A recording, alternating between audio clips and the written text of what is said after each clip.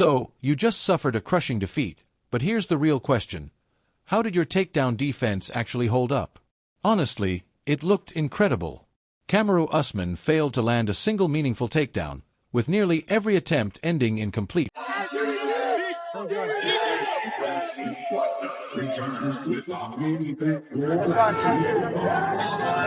Here is your winner by unanimous decision, Dricus Du Plessis. Usman looks for the hook. Oh, good uppercut from Dricus again. And he ducks and shoots. Usman whiffs on the punches. Lands a shot there. Dricus covers well. He's good. Body shots from Usman. Oh, big right hook back from Dricus at the end. There you go. Usman had a little moment. There you go. Good for him. That's good little aura redemption there at the end to throw some shots. But yeah, Dricus beat the piss. It was a little tough to get going. I took kind of like a thumb punch in the eye early on, and that kind of blurred the vision a bit. But, you know, no excuses. It is what it is. It's pretty comfortable. Like I said, he's a big boy. And, you know, when you start seeing two of the big boys, and he's got kind of, like I said, it's a weird, rangy shots. So it's kind of a little delayed to get out of the way of those shots, you know, seeing them. But, you know, no excuses. It's tough to be on this side. I'm not used to being on this side. So, yeah, kind of sucks. Do you feel better at 185, or are you happy to go back down to 170? Like I said, it doesn't matter. I can make both. It's not 170 is a cut, but it's at the end of the day, I'm not the biggest welterweight. So, you know, it is what it is. You deal with it. If there's opportunities there, I'm going to go there. If the opportunities up here, I'm going to stay here. So there's really it doesn't matter. You know, it sucks that I wasn't victorious tonight because we're having a complete conversation, different conversation. Had I went out and been able to execute the way that I wanted. So I guess this is my time of not being able to execute like I've done to most guys. I don't know. Obviously a great fight, you know, fighting a much bigger guy, and he's got a great chin. He's still got it. It's not like it's like, oh, Usman's done and he should retire. He had a great fight tonight. So yeah, I don't know. He's got to go home, rest, heal up, and figure out what's next. Who do you think will be next against Strickland? I don't think about that shit tonight. You know, he just fought a great fight, looked good, and you know, we'll go back to the lab on Tuesday and start kicking it around. Kamaru Usman reacts after losing to Dricus Du Plessis. Kamaru Usman didn't agree with the judge's scorecard after his loss to DDP. Yeah, it's you know, it's tough. It's hard to be on this side of it. And I'm not used to being on this side. I hate to even bring up hearing that score or dealing with the score, because that's one thing that I kind of pattern myself is I never care about the score because I'm dominating. Yeah, I didn't like it, but it is what it is. I just couldn't necessarily get going. He was big, strong, he's rangy, you know, so it was a little tough to get going. I took kind of like a thumb punch in the eye early on, and that kind of blurred the vision a bit, but, you know, no excuses. It is what it is. Dricus Du Plessis dominates Kamaru Usman in a kind of sad but also very inspiring performance from both. And I'll get into why in a second. We also had standout performances from Chase Hooper, great submission. Tommy McMillan, Tommy the American Gangster McMillan. We'll talk about those as well. But what just happened? UFC Fight Night, Oklahoma City, the breakdown. Let's go. All right, so like I said, let's start with the main event. Might as well. Dricus Du Plessis versus Kamaru Usman at 185 pounds. Kamaru moving up after a legendary career at 170. Fought everybody, beat a lot of people. Both these men have beat the current middleweight champion of the world. That just shows you how much parity's in the UFC right now. Best can beat best on any given night. Dricus obviously coming off the loss to Khamzat Chimaev. A little bit of a layoff since then. Kamaru Usman coming off of another layoff, but also a big win over Joaquin Buckley over a year ago now, I guess, or maybe a year to the day. No, over a year ago. But regardless, you knew this was going to be an uphill battle for Kamaru Usman. Dricus Du Plessis is a massive middleweight. He is only a 220-pound guy, and, you know, obviously coming off the Khamzat loss, there were going to be adjustments there. Usman's 39 years old, you know, moving up from 170, and his main objective was to try to eliminate the standing back and forth, I would assume, from Dricus, or at least strike to get to grappling None of which he was able to do tonight because Dricus was just as clumsy as he looks, as crazy as his strikes are, and as head scratching as some of the techniques look to people. They work. I don't understand it. And then at some points I do understand it. It looked like a great game plan tonight, but some of the stuff he does doesn't look like it should make any sense. He almost looks like he knows how to not fight, but also doesn't know and still does fight. It's a very interesting style. Again, it's Dricus Du Plessis. He's one of the best in the world. It's just his style. Before the octagon finally exposed the truth between Dricus Du Plessis and Kamaru Usman, the entire MMA world was already acting like it had the script completely figured out.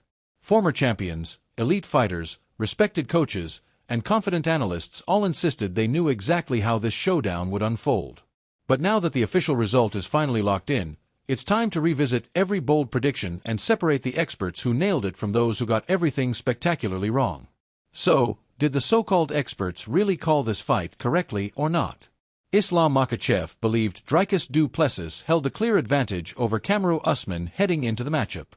While he understood why Usman made the move, как профессионалу. Камару Усман, Dricus Du Plessis завтра дерутся, кто выиграет? Смотри, это что за Камару Усман хитрый ход, оказывается, сделал. Я-то думал, зачем он наверх перешел. Выигрывает он Ди Плесси, он становится контендером. Знаешь почему? Потому что он уже выигрывал Стрикленда. Из-за этого он решил рискнуть. Будет тяжелый бой. Будет пытаться, я думаю, бороться. Ты когда это выставишь? Сегодня? Они завтра дерутся. Ай, блин. Я думаю, через 5 Ди Плесси выиграет. Ди Плесси? Камару колени больные, бороться. the same bold prediction also came from MMA guru, who confidently backed Dricus Du Plessis to walk away with a victory. He admitted that Dricus Du Plessis' tough performance against Khamzat Chimaev would definitely spark debate, but he never believed Kamaru Usman could dominate and control him for 5 straight rounds the way Chimaev previously managed. According to MMA guru, Usman would have had a far better chance if the contest had been scheduled for only 3 rounds. However, with the fight set for a grueling 25-minute championship battle, he believed the former champion would eventually slow down, fade under the pressure, and come up short. I'm still rooting for Dricus Du Plessis, and I think he beats Kamaru Usman here. I do. Now, there is, of course, going to be the narrative, and this is something that everyone's going to bring up when it comes to this matchup.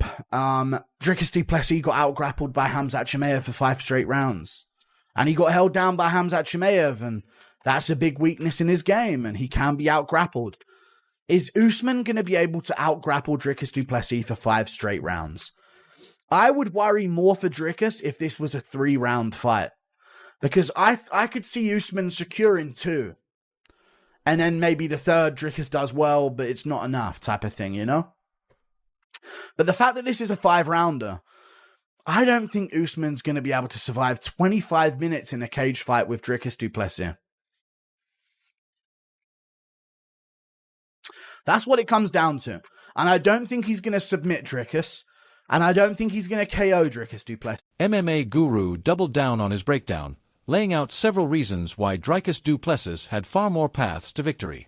First, he argued the champion was stronger, faster, the sharper striker, and significantly younger than Kamaru Usman, whose body had absorbed years of punishing damage throughout his legendary career. He predicted Dricus Du Plessis would relentlessly attack Usman's legs with crushing low kicks whenever the fight stayed standing, gradually draining the former champion even if Usman managed to score a takedown.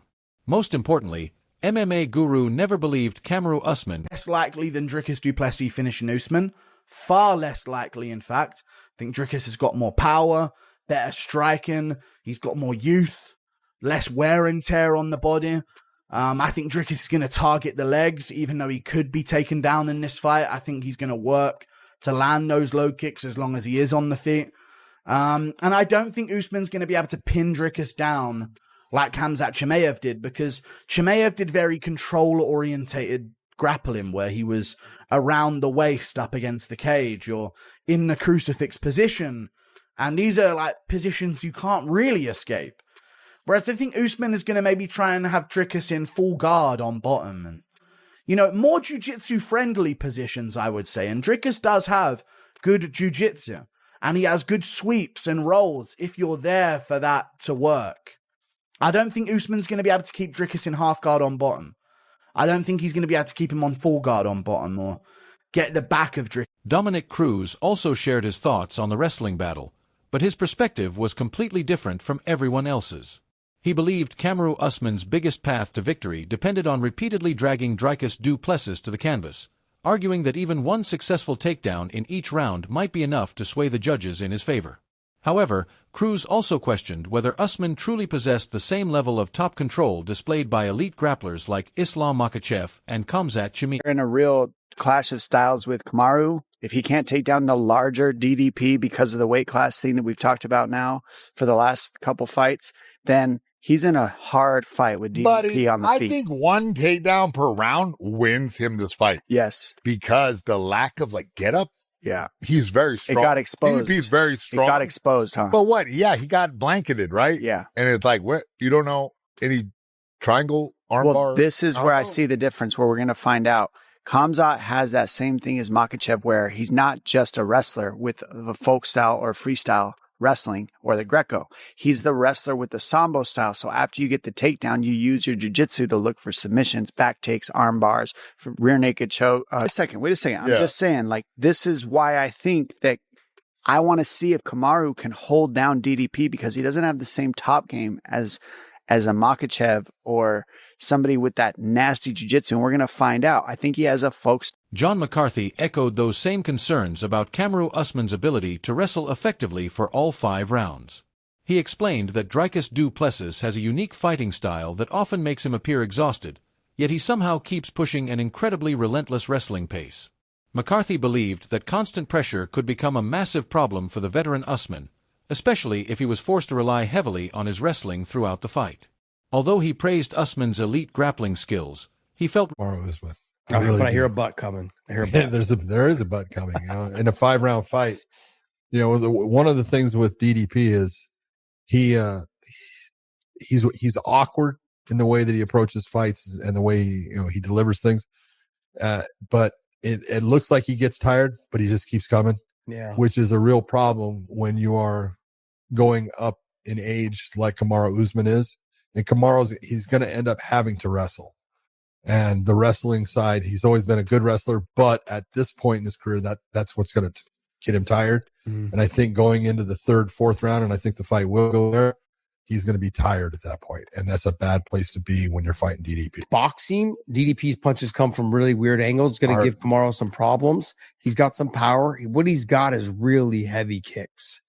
DDP does. And if he gets started early on those calf kicks and leg kicks, but he's got to avoid the takedown of the process. So that could be dangerous. So I don't know. I'm going to lean towards Kamaru Usman based off of the sample size of the fact that you can't learn how to wrestle in just 10 months. What a fight it was. Dricus Du Plessis comes out.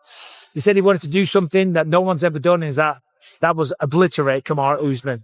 And it seemed like he was going to do that early in the first round. It seemed that every shot that he connected with, stumbled in, wobbled in, hurt it, And I thought, I don't like to say this, but I thought Kamaru was going to get knocked out. It looked like it multiple times. In round 1, he was wobbling around the place like crazy. Round 2, he was, an old one here doing the stanky leg. He was like, whoa, shit, the 1-2s, the kicks to the head. It was looking bad for Kamaru. Round 3, the pendulum started to swing more to the middle, not to the side of Dricus Du Plessis, to Kamaru Usman, but more to the middle. He had a good round 3, but then round 4, hello, miss. Round 4 was more of the same.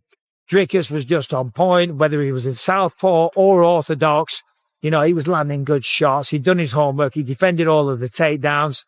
And then in round 5, it seemed like he started to get tired. And Kamaru Usman came back into it, and the fight actually ended. Not everyone was buying the same storyline.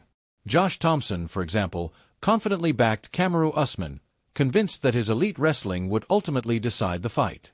While he admitted the champion's awkward striking, thunderous kicks, and brutal calf kicks could create serious problems on the feet, he simply didn't believe Dricus Du Plessis had developed enough to